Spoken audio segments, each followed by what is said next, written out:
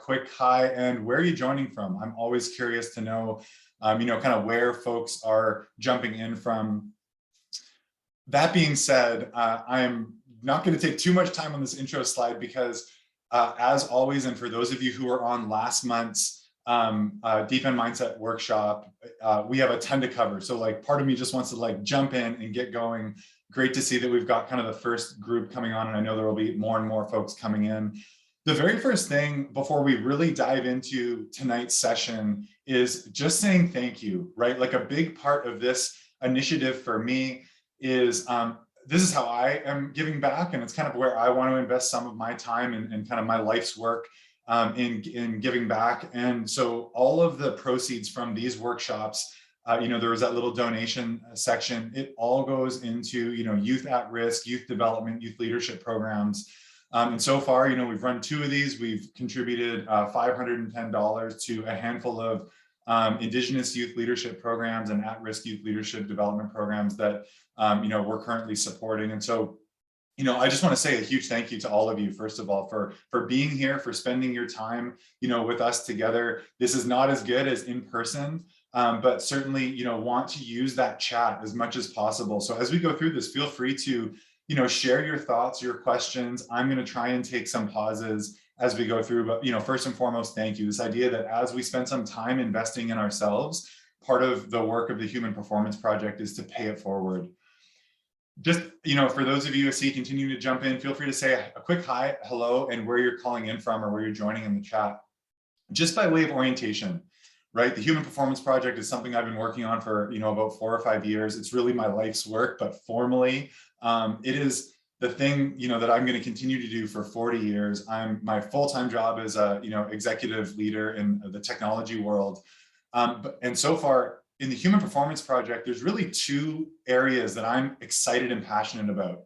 The first one is what we're doing tonight, which is this deep end mindset, right? This kind of framework to help better navigate the decisions in life. The second one is where we go a mile deep into peak performance, right? So I've spent kind of 20 years of my life as a professional athlete. And the second half, what we can't go too far into tonight is like, how do you get ready to compete at the best in the world level? And it doesn't matter whether you're doing that on, a field or a pitch or in the boardroom or in your relationships. It all is the same at a fundamental level. And so that's the work of the Human Performance Project or the Human Performance Lab, one-on-one coaching.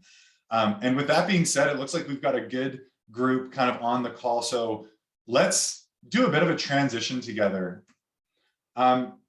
Just as you're settling in, I want you to just take a moment and pause. I need to do the same thing because I get so nervous for these, excited, but that passion, as much as you can, right? Remove the distractions, focus in. We've got the next kind of hour to work together. And then when you're ready, just take 3, 4 slow, deep breaths. And some of you, like me, are going to need it more today than others. If you've had a full jam-packed day, just start settling into this time, right? The goal tonight is to find one thing that we can take away. Take a deep breath, let the day go, right? This transition in and of itself is a peak performance ritual, right? In the days of COVID, we have so much less space connecting all the important things in our life. And so the act of having rituals, just simple breathing, right? Shifting your sympathetic nervous system, moving into parasympathetic, all these things make a difference when they add up, and they do that, you do them over and over again. And that's, part of what we're going to talk about tonight. So thank you for, making that little bit of a transition. For some of you that may have felt a little bit uncomfortable, that's exactly why we're here, right? Is to find those corners, of ourselves, of where we're at, that we want to like peek into a little bit more, peel back the layers, because that's where the growth is. So where are we going tonight? First, I'm going to share a little bit of an intro to the Deep End Mindset. Like, what the heck is this thing? I'll get to share a little bit about myself as well. I know, for some of you who I haven't met, haven't gotten to know, I want to be able to do that. And then talk about why the deep end. Why is this concept so important, whether we're, at the top level of athletics, trying to find balance and purpose and passion in life, or, going through the challenges of adversity, for a goal that we're pursuing, and really trying to unpack, like, how do we learn and grow from this? why is the deep end, why is that concept so important? And then my hope is that the most of our time we'll get to actually go through these kind of 4 pillars of the deep end mindset. I want to share a little 30-day program that's, a bit of a challenge for anyone out there. So far, we've had about 100 people go through this workshop. We're 0 for 100. However, it's all about the right time and building these programs in the right space. It's not easy is the point that I'm making, but I think doing it and going through it is the work to be done and the work that's worth it. Finally, I'm going to commit to stay on after the hour or so, and we can go through some of the Q&A. So if you do have questions as we go through this, just add them in the Q&A or in the chat, right? We can continue to use both of those, and I'll take a few pauses to watch those as well. So we're going to cover a lot of ground. Some of the feedback I got from last month, which was hugely valuable, is to try and peel, just not cover quite as much. I mean, I am so passionate about this and I want to pack everything in. I know that's not possible, but I also want to give a request to you, right? When you're showing up for this session, find the one thing. All you need is one little insight that you can take away and apply to your life. That's valuable, right? That creates value. You may find that just yourself, right? Just as a human, just at the core level of who you are. I think for those of you who are leaders in the room, you're managing people or you're kind of leading movements, initiatives, look for opportunities of how you can speak to your teams, your groups, and your communities here. And then the other one that I'm really passionate about is if you're working with, young folks, your kids, you're teaching, see if you can pull out some language that you can then apply to the folks, the young people that you're leading in your life. And again, as you have questions, please drop them in the Q&A. There will be areas for pause because I want to pause on some of these, just for a quick call out, right? This is a little bit different than last month's workshop because I've pulled out some what happened in this last year? What can we reflect on and pull forward to 2022? So there is going to be a bit of that annual transition planning that we're going to get to do. But before we do that, I want to share maybe a little backstory about myself, because, again, I think this is important to what we're going through today. I also want you all to know, a little bit more about me personally.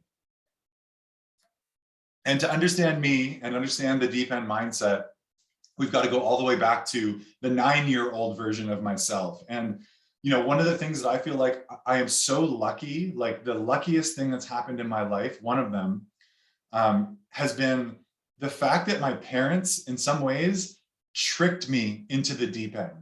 And what I mean by that is when I was 9 and 10 years old, I basically got my eyes set on this idea, this dream that I could be one of the best basketball players in the world. I could do this thing that I saw on TV called March Madness. I had no idea. First of all, Canadians don't do that, in the early 2000s, in the late 1990s. And second, how excruciatingly hard that journey would be. I was so naive to the fear that comes with making big decisions in our lives today. That to me is the luckiest thing that I had in the world. And I had a parent and a support system that helped basically kind of lift me up onto the high dive and didn't just kick me off into the deep end.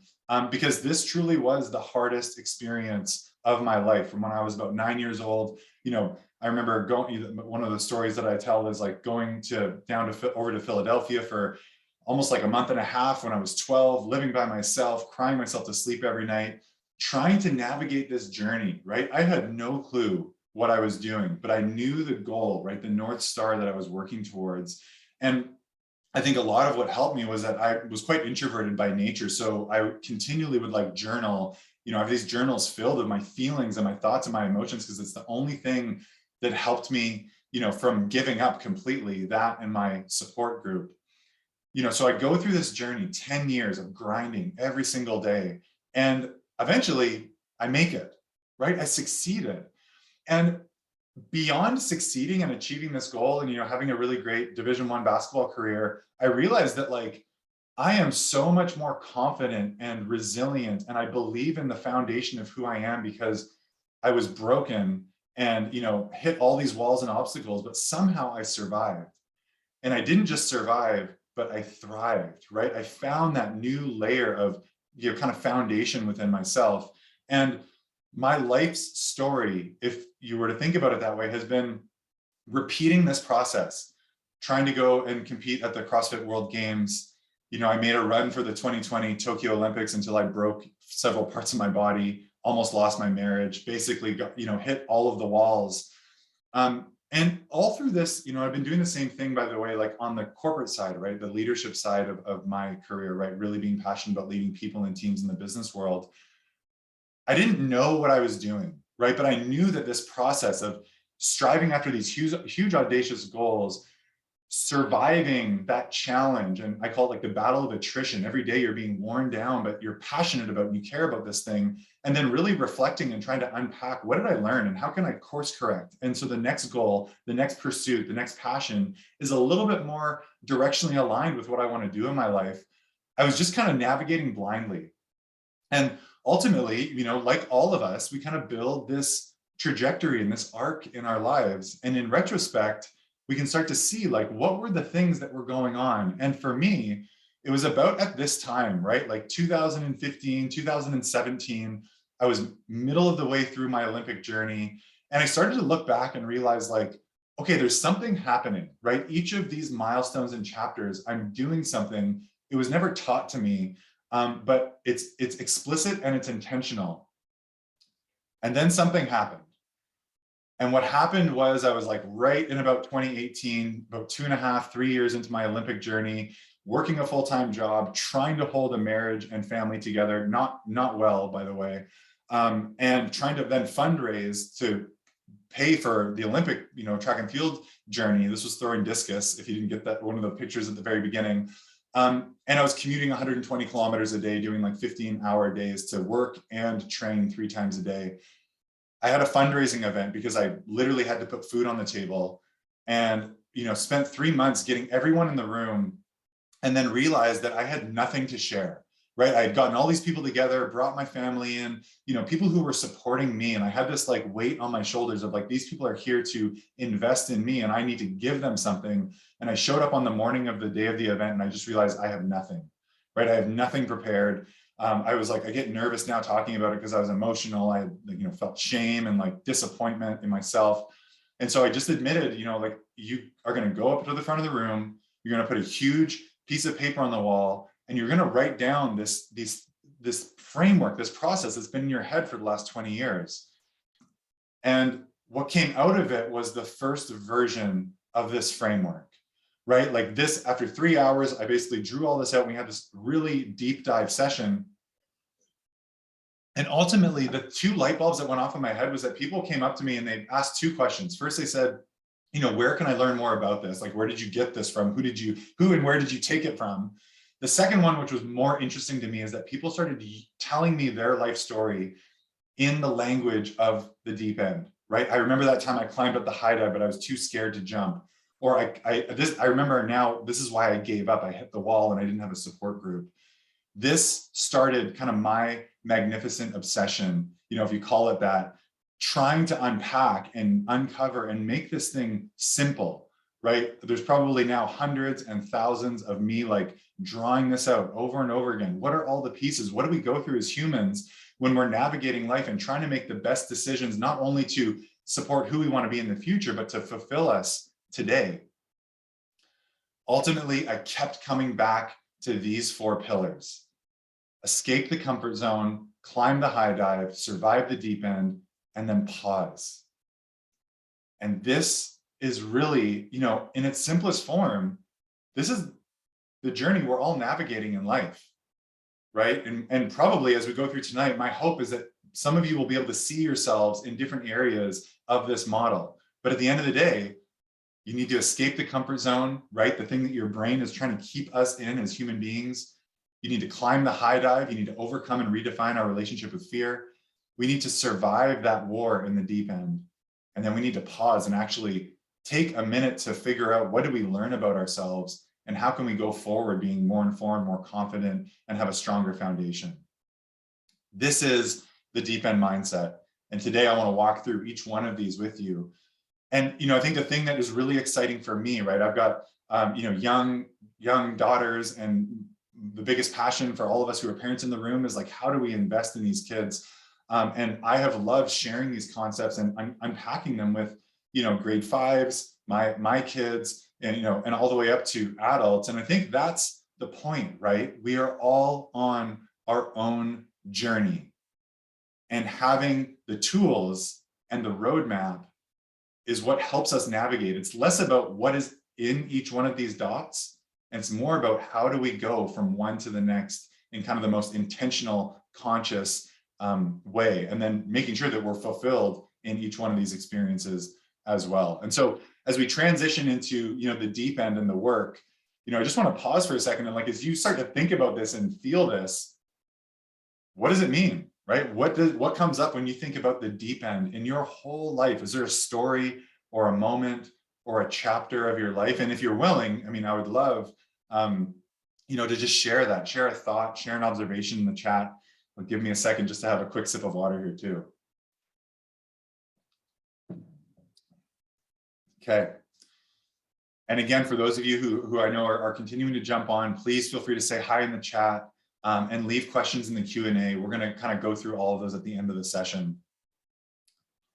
So let's transition just for a second and kind of touch on why the deep end, right? Like, why is this concept important? And just for the record, right? Like, I call it the deep end because it viscerally makes sense to me, but that it's just a concept, right? And you can call it the arena, the unknown. There's nothing new, right? For thousands of years, this concept has existed. But for me, like, that visceral fighting to get those breaths, diving off the high dive, those feelings and emotions that come up are important. The reason why I think the deep end is the holy grail is twofold, right? The first is there are a very specific set of ingredients that we can basically design into our lives to navigate back here over and over again, right? And so these are things that a lot of you may have seen before, right? Audacious goal, you have to be pursuing something.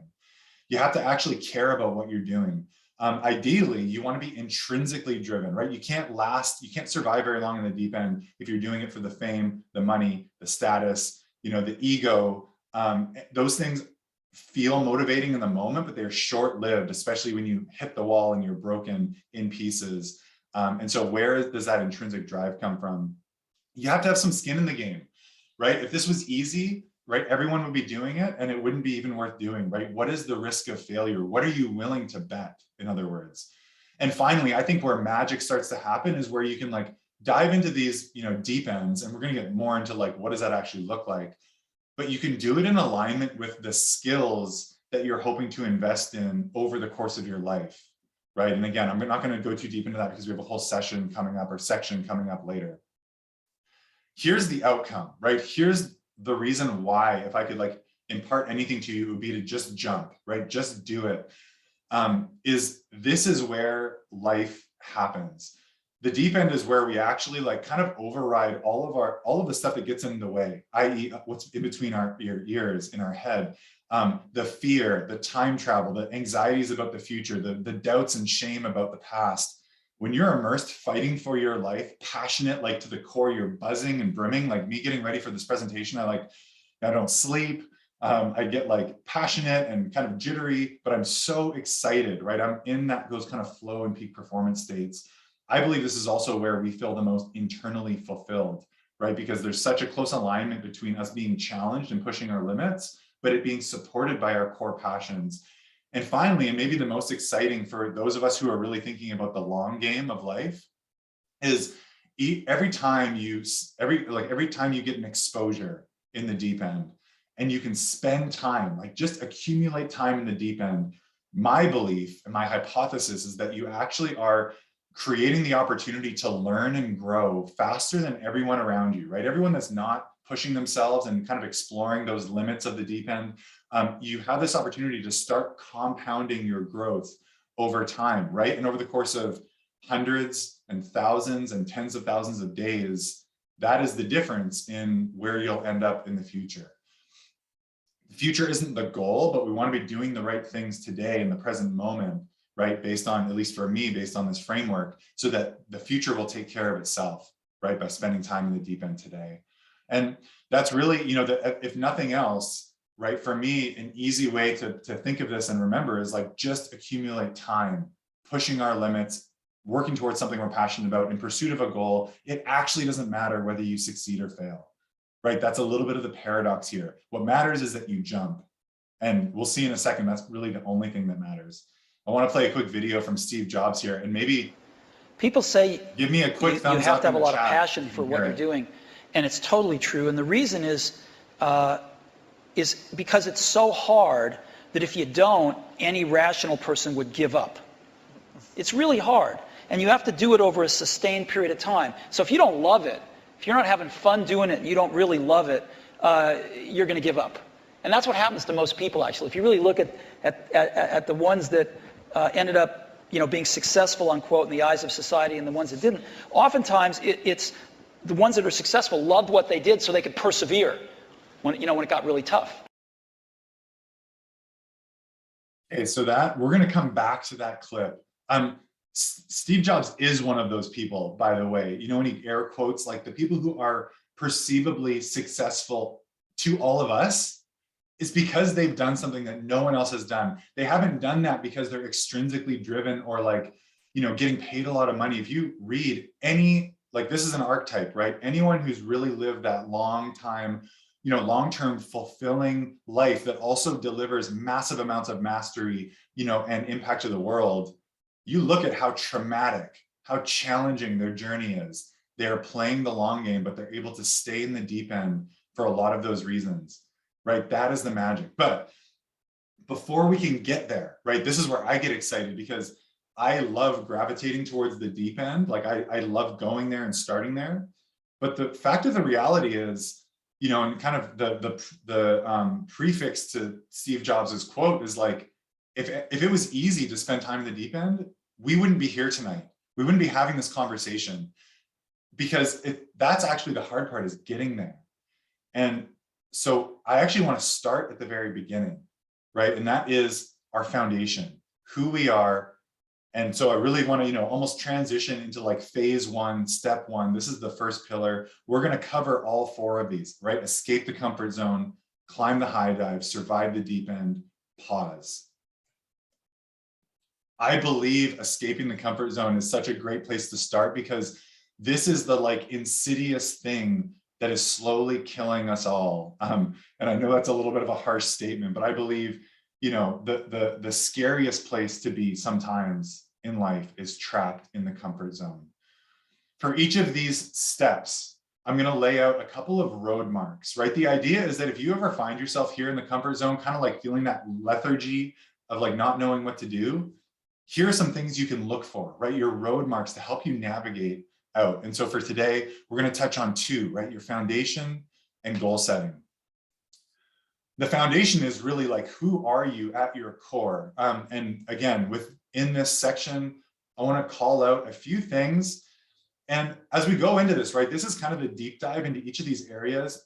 You're not going to have all the answers tonight, right? And the idea is that you're not going to be able to retain or pick up, and some of this stuff may not even feel like it lands for you, but find the one area, right? And so we start with the foundation, kind of at the core. And one of the things I was thinking about as I was getting ready for tonight is the reason why the foundation is important relative to us chasing our dreams is because so often I see that we rush to the high dive, we rush to the deep end without really connecting it to who we are. And the risk in that is that the likelihood of you failing when you're in pursuit of that goal, that the bigger the goal, the longer the time duration, the more sacrifice, right? If I think about the Olympics for me, if I had wanted to go all the way through with that, I probably would not be married right now, right? There are some real sacrifices, and we all know these when we go on those journeys. And so we need to think really long and hard, right? Again, Steve Jobs is saying, what does it mean to love something? For me, it means being connected to your foundation. Values and virtues, these are your non-negotiable principles. Your intrinsic passions, so these are the things where you experience flow.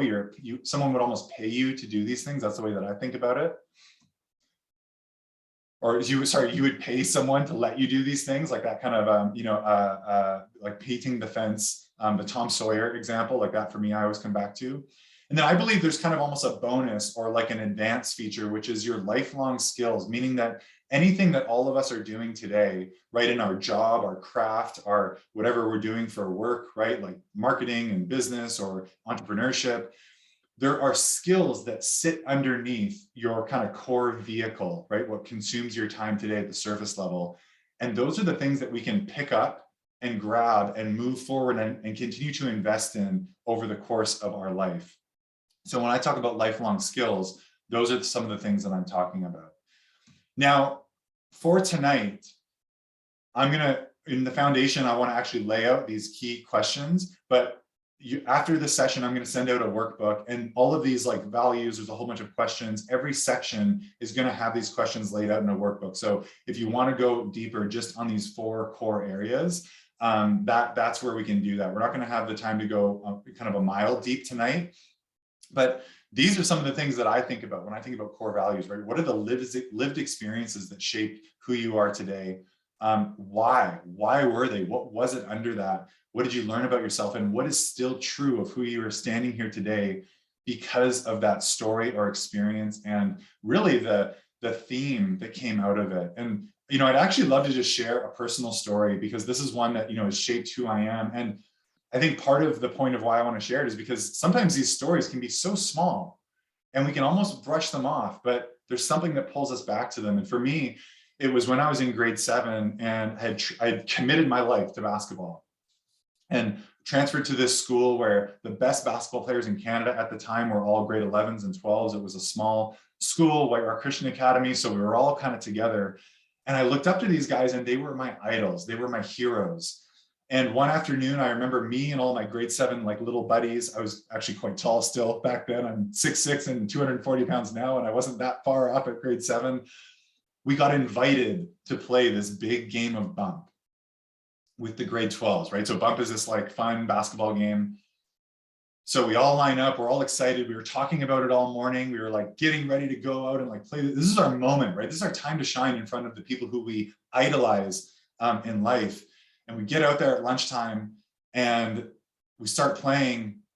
And I realize that this is going to be the worst 15 minutes of my entire life, because no sooner than the first shot went up that it became an all-out like bullying session against all of us grade 7s. Like I couldn't, like, getting pushed down to the ground and called names and just totally made fun of and kind of like despised. And I remember barely holding on to my emotions at the end of that game and running to the bathroom and crying my eyes out, like just being so hurt and broken and confused because I didn't understand what was going on. These were the people who I most cared about being like in life. And they basically just told me I was worthless, and I was actually less than that because I was like the punching bag and all my friends were. And I had no clue what happened, but over the course of the next like 2, 3, or 4 weeks, it started to like unpack, and probably because I'm extremely introverted. So I was like writing about it even back then. And this light bulb went off where I kind of realized what had happened to me. And then I looked around at my school, and we were in a kindergarten to grade 12 school. And this moment of like, wow, like I was hurt. I was influenced and impacted so much by that one experience. And I look around and there's all these little kindergarten and grade 1 kids running around me, right? And the moment went off in my head that I realized like, oh, they're looking at you just like that. What are you going to do? Right? And like this moment in my life that has it'll set the whole course of my trajectory in my life, right? I want to be a leader. I want to stand up for people around me, for even things like basic equality, but I also want to make sure that those who are around me are supported, right? And I'm a positive influence in their life. One little game of bump solidified that in my brain for the rest of my life. And we all have these stories. It's worth us taking the time to find those things. I've got a handful of questions around intrinsic passions and some lifelong skills. And I would even like, and I don't want to go into these because I actually want to sit on that story for a little bit and maybe transition a little bit to think about your last year, right? What are 1 or 2 of the most proud experiences you had in 2021? Like if you really were to like share open and honestly with yourself, what are you most proud about? Right. And what are the core parts of those experiences that you want to really, almost like nurture and grow within yourself? And, if you're brave, I would also ask, like, where are places where you were potentially really hurt or, disappointed or frustrated? And maybe what were, if any, the core values that were clashing underneath those, right? If we look back at the last year. from an intrinsic passion perspective, I want you to think about, where were you in flow? Like, where did you absolutely crush it in 2021? And you know what? It may not be in your work. It may not be in the sport that you're doing, and that's okay. I want you to identify those. And, you know, the first step is really to unpack, like, why? What was it about that environment? What was it about what you were doing? You may know that, but you may not. Like, if you think back and you're like, oh, this thing stands out as a huge highlight. For me, cold marathon kind of open water swimming has been this huge, like, flood of excitement and flow and passion. And I'm still unpacking why. But for me, it's like, that's one thing that I'm going to be spending time over the new year thinking about, like, what is it about swimming in really cold water for really long distances that is this sweet spot of, like, making me feel present and fulfilled and excited and in flow. And so identify a couple of those that you've seen in 2021, write those things down. And then finally, the question that I would leave you with is, when you look to 2022, are you confident that those things that you just wrote down, right, your highlights, your proud experiences, your moments of flow, are you designing your life to do more of that in the year upcoming, right? And that's really the work for you to, like, evaluate. Are you set up to do more, or are you set up to do less? And you can start to tease out, like, where can you make tweaks and changes based on that.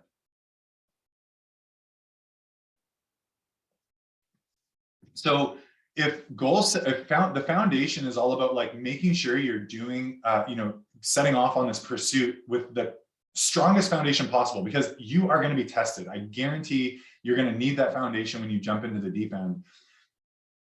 That doesn't get you moving, though.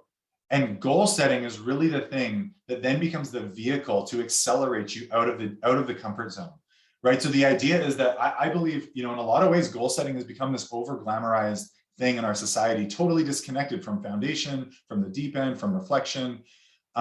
I think it's just a tool. It's just a tool to get us from the comfort zone to the deep end where magic happens.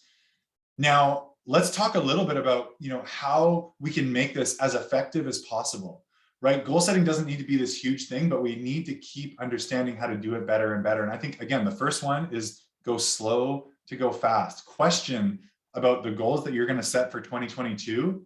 Are they really connected to, you know, that foundation of who you are? And articulate it, right? Draw the lines. It's worth doing the work. The second thing is, I actually am increasingly, I've been doing goal setting for about 25 years, by the way. Like, our family does an annual summit every year where we share our goals, and we've been going through this process. So for me, I've kind of tried to evolve my thinking around goals, and, like, you know, over a 25-year period, what's worked, what hasn't. The thing that I love is really short-term peak performance goals, right? And we're going to talk about this in the context of the deep end in a minute or two. But the idea is that these are those things that are our standard goals, like SMART, you know, specific, measurable, actionable, time-bound.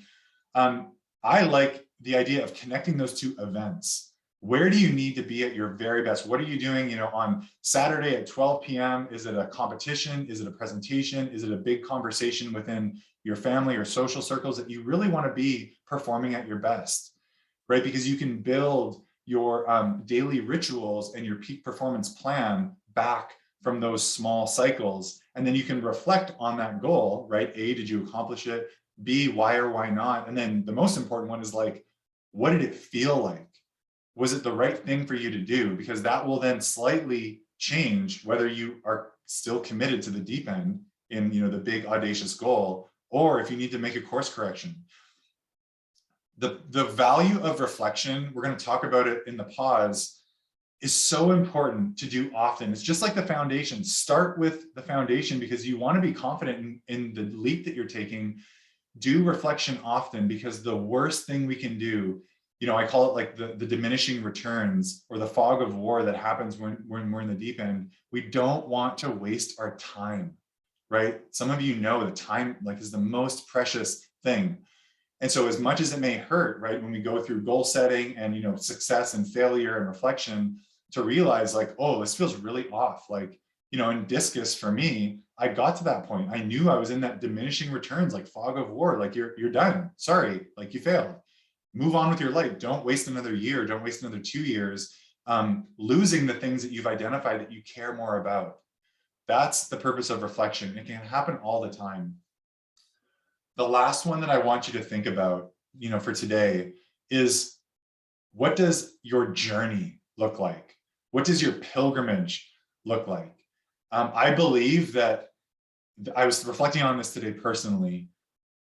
Amazing things happen when we can commit to something for 10 years at a time. And I mean fully commit. If you look at my journey, NCAA Division I basketball, over 10 years, best basketball player in Canada, had great success, all the things, were really successful. CrossFit Games, 5 years, failed by one spot, right? By about 10 points. Discus, failed, ranked top 100 in the world, couldn't break that top 40, about 5 years. There's something magic about, and trust me, each of those experiences I've learned from, and that's the beauty of it, is like doing the work, is being in the deep end and like going for it. But the reflection is to find, where can I find those like sweet spots of, 10-year journeys. And again, these don't need to be related to being the best in the world at something. It needs to be the consistency of the pursuit, where you're intrinsically driven, right? You're motivated, and you know that you have the staying power to survive that journey. And again, here I wanted to give you an example of like where this can be incredibly fruitful in other areas of your life. I want to introduce you to this beautiful patch of land, right? This is a water retention lot in South Surrey in British Columbia here.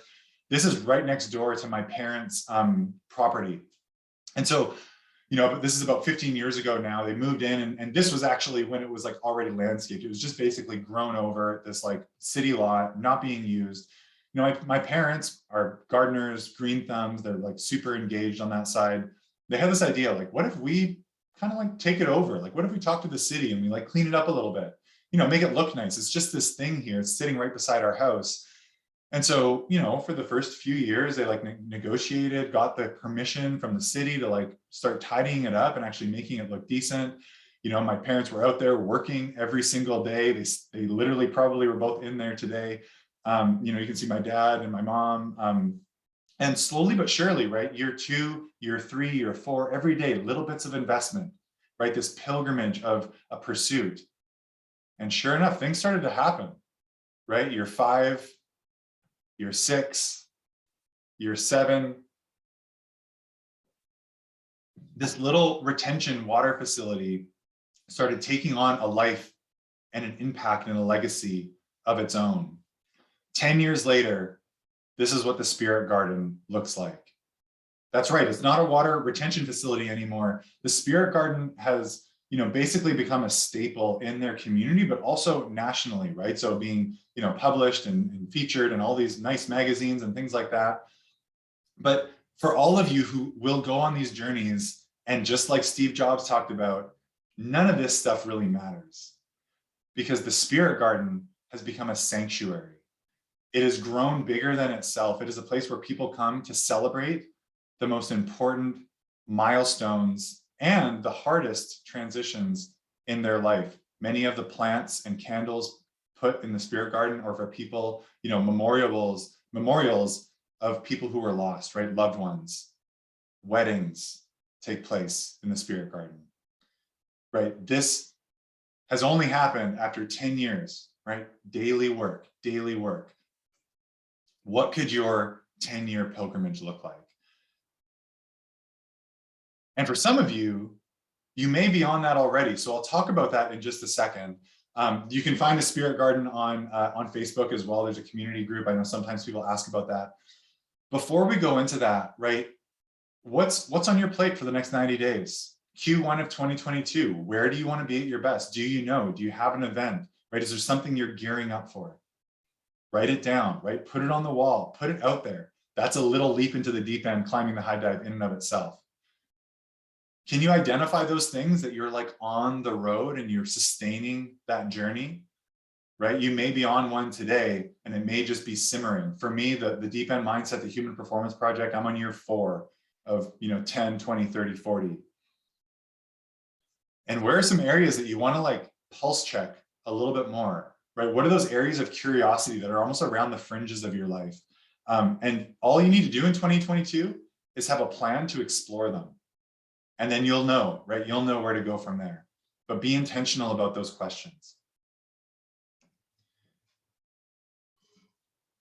Okay, this is where it gets fun in my mind. We've got our foundation set. We have our tools to escape the comfort zone. The next thing that every one of us runs right into face first is the high dive. And you all know exactly what this means. It means we're running headfirst into fear. And I believe, like this comment, the very thing that will help us paint the pictures of our dreams in our head will be the thing that never lets us out of past the start line. That's our brain, right? And I want to talk a little bit about, understanding the physiology of what goes on when we dream about these things in our lives, and then we get completely stuck, right? Completely stopped in our tracks. And it all has to do with this fear response, right? The fact that, and I actually I'm not going to go quite to that video yet. Just to keep it really simple today, let's actually roll the video just so we can have it in the background.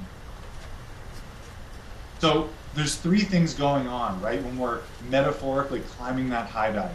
We've got our prefrontal cortex, that's our plan. We're like going up there, just like these folks walking up the 10-meter tower have intentionally decided, I'm going for it, I want to do this, it's totally safe. This is something that I want to accomplish. Unfortunately, as we start to climb up that ladder, right, we start to get ready to pursue and commit to that goal, this little thing, the most powerful part of our brain, kicks in, right? Your amygdala has basically like a short circuit button, meaning it can hijack our bodies like 20 times faster than we can consciously understand what's going on, right? And you all have felt this, right? This is fight or flight. This is your whole body being kind of overwhelmed by these chemicals. And what's happening is your amygdala is raising the trigger. It's saying, this doesn't feel good. It feels like I might die, be eaten by a saber-toothed tiger. I will not be able to move my genes forward in natural selection, and therefore I need to get back to safety, back to comfort, right? That's what our amygdala is. It's the reason why we're standing here, but as many of you know, it's also the thing that keeps us with all those false alarms. It takes your amygdala about 20 milliseconds to dump all of that emotional, chemical feelings and reactions, fight or flight, into your body. It takes about 200 milliseconds for your prefrontal cortex to actually understand what's going on. And I actually want to show you, like this gentleman. I mean, this video is beautiful because you can see the tug of war, and you all have felt this, right? You feel this when you're like on the edge wanting to go for it, but something in your body is holding you back, right? That is this prehistoric limbic system. And the goal, right? The only goal, and this is why I talk about crossing the neuroplasticity gap, like taking the jump is the most important thing, because what we're actually doing is we're rewiring our brains to be able to do that more and more, right? To get comfortable with that discomfort. Watch the like toes over the diving board. This act of walking down the high dive, I believe, is the scariest thing. Det här var ju som man inte skulle göra, man ska bara bestämma sig och göra det.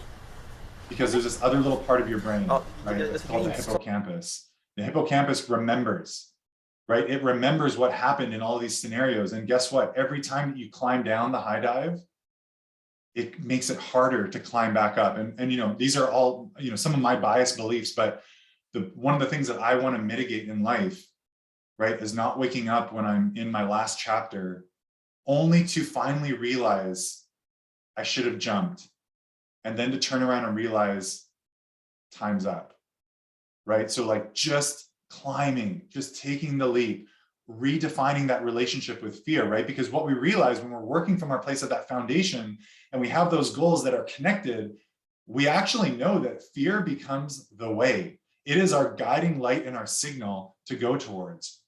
The last thing that I want to share for those of you who are parents, and something that, I think I've really enjoyed with my kids, is like, your kids know what this feels like.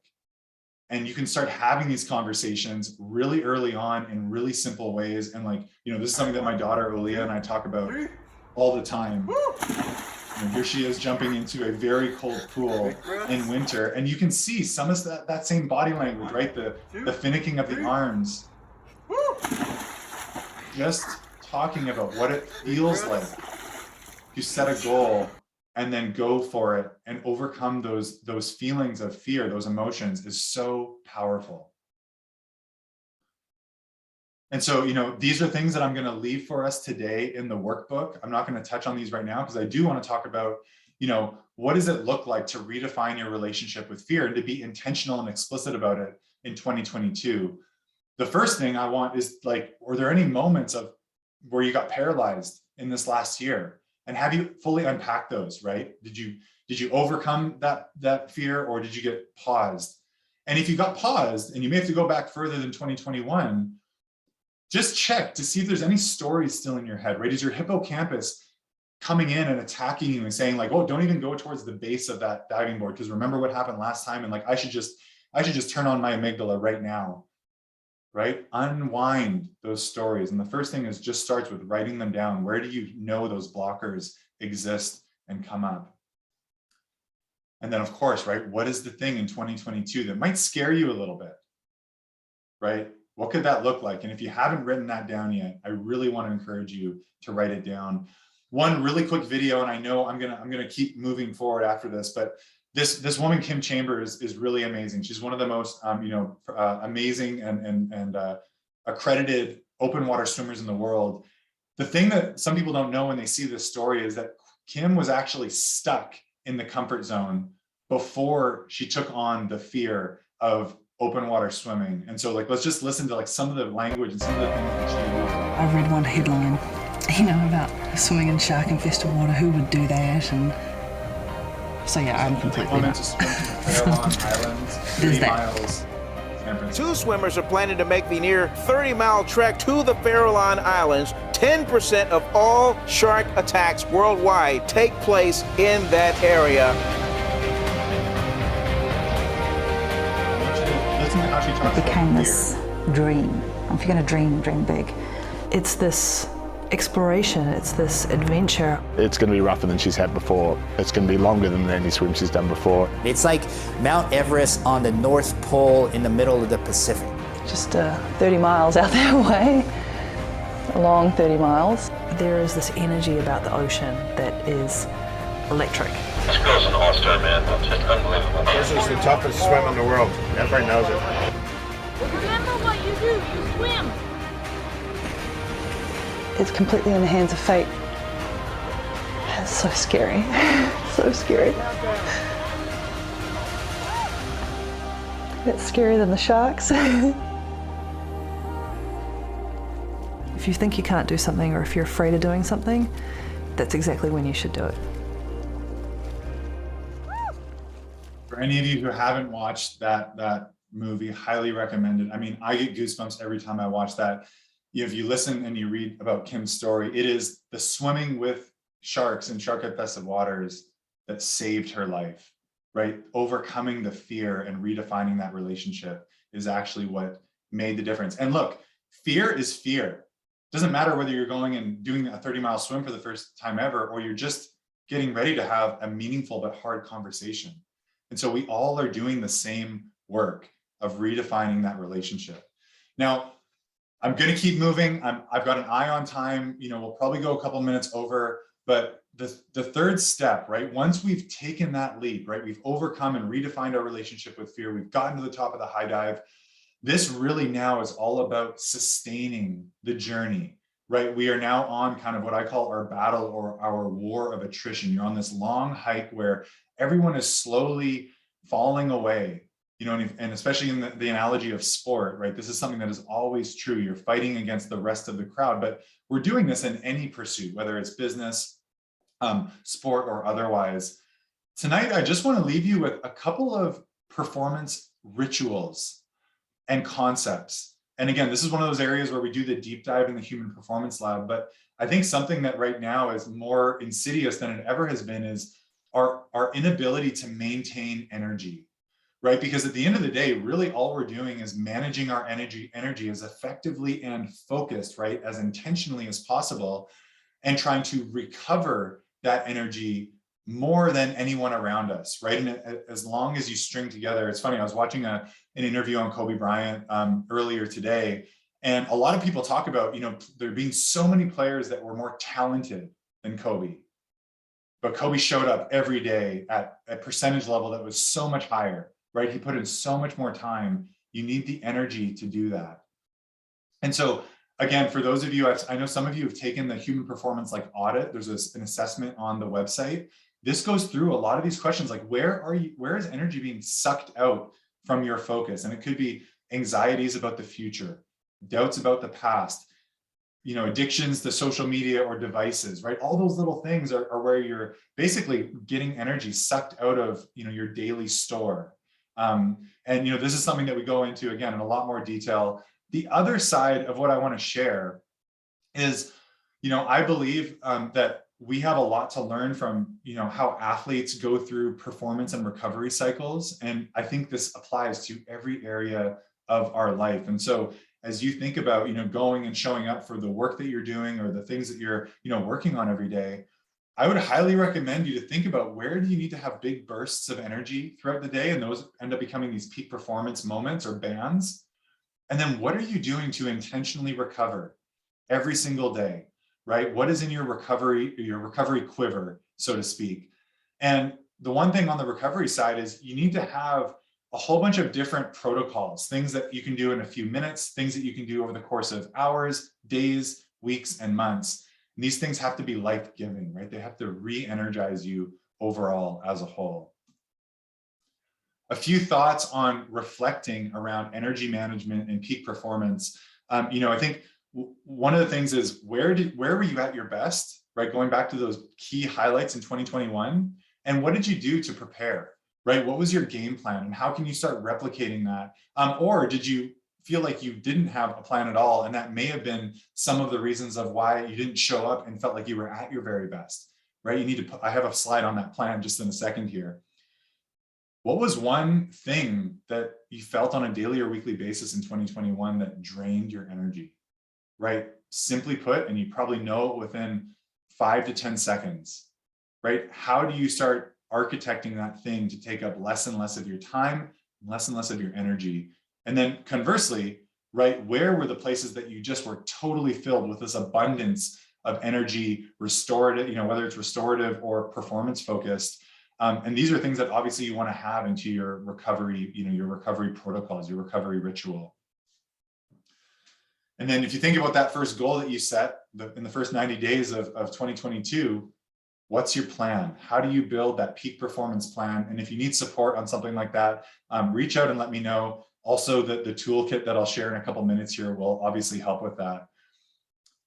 These are some things that I think, I was thinking today, like, okay, if you didn't have any of the answers to those questions, if you could just commit to these things on a daily basis, you would start to see some incremental changes in your life. Meditation, visualization, a daily plan, nature, exposure, 3 gratitudes every day, doing something hard, right? Something that challenges you, whether it's exercise, reading, yoga, stretching, cross that neuroplasticity gap and journal. Right? Spend 5 minutes reflecting. Simple daily rituals that we all can apply. Again, I got to go fast through that one because that is the Human Performance Lab and there's so much underneath that. But those are some simple things because I don't want to lose sight of the pause. And, really, this is probably the thing that's taken me the longest in my life to understand how valuable this is. We live in a world that refuses to let us stop. And that's actually one of the biggest undermining things in our lives. And, this relates to those recovery windows. Those are pauses, but it also relates to the come down, right? The blues that happen after any huge peak performance event that you're striving towards. We have to give ourselves permission to pause. This is where the growth and the learning takes place. The one thought I want to leave you with is, like, if you think about the deep end and all that work that you're doing, pushing and fighting every single day, surviving to try and reach that goal, that's similar to being in a weight room, right? To being in a marathon where you're running and exerting yourself. And all of us know that, from a physiological perspective, that's actually not where you're building and growing, right? That work happens when you're sleeping, when you're recovering, when you're letting your body rest, right? We know how to do that with our bodies physically, but are we doing that with our lives, right? With the narratives and the time we spend between chapters? Because this is where the subconscious unlocks. I mean, there's, again, a mile deep that I could go here, but again, one of the small things is when you're in the deep end, surviving, fighting for your life, there's so much information your brain is taking in, and it's just pushing it right to the background because you have to be laser focused on the task or the goal at hand. But all of that ends up in your subconscious, and you need time to unpack that. You need time to be able to pull out those learnings and articulate them, right? Place them back in the foundation of your life, because those components of your foundation, and that brings you right all the way back to the beginning, that's the basis for which you can step up and look at a higher goal, a more audacious pursuit in the future, and actually have the nerve and the courage to overcome your fear and climb that bigger high dive, right? So the work that we take in the pause and the reflection, the integration is worth it because it sets us up for a bigger, impact and a bigger next step in our lives. And so again, a few things about the pause for you to think about. Did you skip it, right? In 2021, did you skip the pause? For me, in a big part of the start of my life and my journey, I had a story that told me that I wasn't allowed doing this.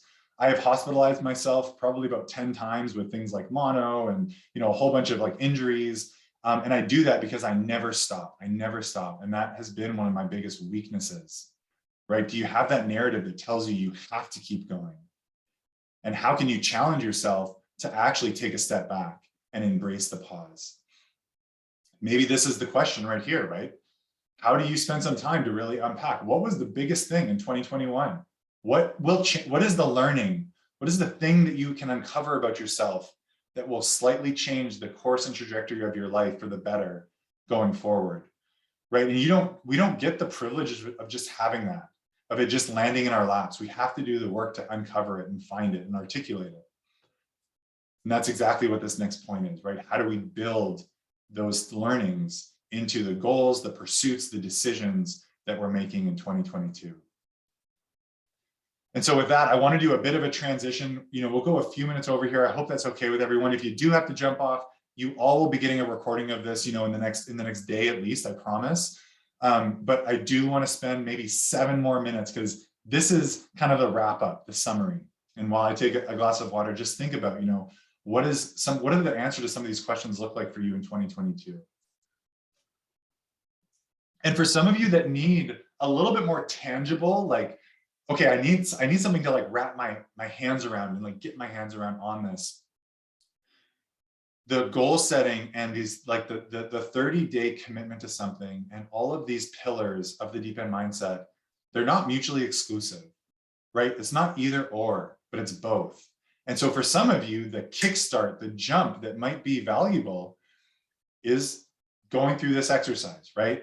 Spend some time and think about what we talked about today. I'm going to be sending out, along with the recording, a couple of workbooks that you're welcome to use to guide you. One is just focused on the deep end mindset. The other one's for kind of a 2022 annual plan, right? Really think about, where do you want to go?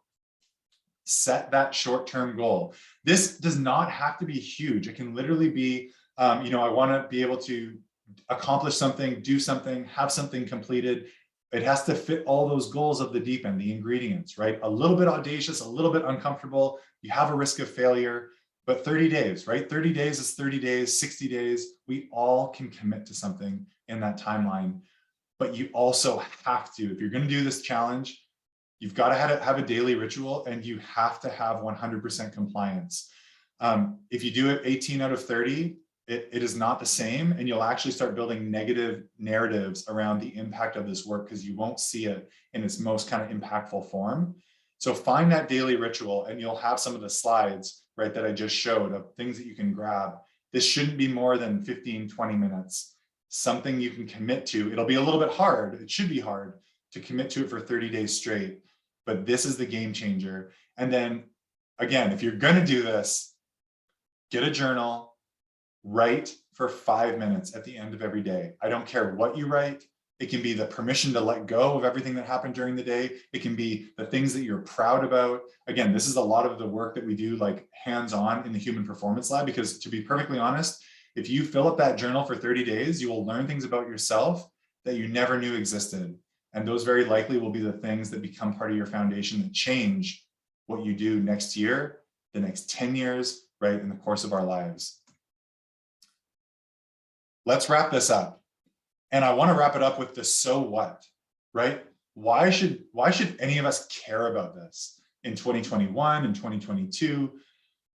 And it's because if you go back to that journey, right, the trajectory of all of our lives, it is made up of this process over and over and over again, whether we like it or not, whether we are intentionally doing it or we're just, you know, kind of daydreaming through it. And there's probably chapters of all of that in between. But I believe that each successive time we can navigate this full loop and get back to escaping the comfort zone, we are intentionally starting to weave together those long-term, lifelong skills and lifelong goals, right? And ultimately, I believe that the life that I'm hoping to continue to live, I can speak for myself, is one where I am scared, motivated, fulfilled, passionate. I get goosebumps every day because of what I'm doing, but I'm also doing it in a way that's intentionally building a body of work, a body of mastery, because I've connected it to a deep enough level of who I am. The reason why some of these lines go sideways is because we're learning, we're course correcting. One of the biggest risks in life is that you don't spend enough intentional time connecting the dots, and too much of your time, and you see this, if you look at, you know, kids and millennials and Gen Zs right now, they're spending too much time here. They're not building a cohesive kind of direction. Their course corrections are too crude, right? And you go side to side, and I could basically go down a rabbit hole and probably will eventually write a book on that. But I mean, this is the vision, this is the narrative. And for me, right, if I think about the passion, the North Stars of people that I admire in life, I think about women like J5. If you want to live a great life, be like J5. That's kind of what I think. And some of you may recognize Jay from Netflix, right? So Jay was on Chef's Table or Chef's Kitchen. I can't quite remember what it's called. She basically lost everything when she was, you know, growing up in I think in her teens and 20s. She found cooking, right, and being a chef. She, I think, has been cooking at this point for like 60 years straight, like every day. Like there's a point where she said she cooked for like 32 years straight or something like that. Jay is in her mid 70s. She is a Michelin-starred chef and basically renowned as one of the best street food chefs in the world. Oh yeah, she also had a Netflix documentary made after her. Think back to Steve Jobs, right? Someone who is quote unquote successful, but has done all the work deep down within themselves, so that only at the end, the last chapter, is all of this stuff coming to the surface. The legacy is being laid, but the impact and the fulfillment in life has already been had. I love this quote by Jay. I want to share it with you, and then I want to wrap up with kind of like our last thoughts. I know my strength. I have faith in charcoal fires and iron walks. They taught me to be clever. They taught me to be brave, right? That courage. If I still have the strength, I will continue cooking. This is me. That underneath that statement is the work, right? And we can have this sentiment and this level of passion today, and we can have it, you know, 10, 20, 30, 40, 50 years from now, but it all comes back, right, to that deep end mindset and knowing where we are, where we need to go next. And so, you know, the last question that I'll leave you with is, where are you going to go in 2022? Right? How can you take your one learning from this session and be a little bit more intentional, a little bit more focused to navigate your journey? These are the two documents I'm going to send out to everyone. Hopefully, you know, at least by end of day tomorrow. I'll try for tonight. A short one and a long one.